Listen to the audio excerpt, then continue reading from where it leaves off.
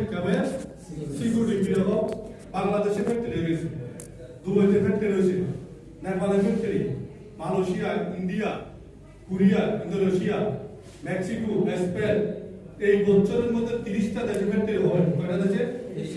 তাহলে দিনের দিন কোম্পানি নতুন নতুন ফ্যাক্টরি করতেছে।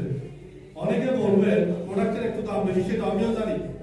সস্তা জিনিস ভালো নয়, সস্তা জিনিস আর ভালো জিনিস সস্তা নয়। সস্তা জিনিস ভালো নয়, ভালো না বলতেছি, ভালো নয়। সস্তা জিনিস ভালো নয়, আর ভালো জিনিস সস্তা নয়। যেটা প্রোডাক্টের দাম আছে সেটা সস্তা পাবে না। আমি গতকাল সুপার মার্কেটে কিছু ফ্রেশ ওয়াশ কিনতে দিয়েছি, 25 দ্বারা 30 দ্বারা 29 দ্বারা ফ্রেশ ওয়াশ।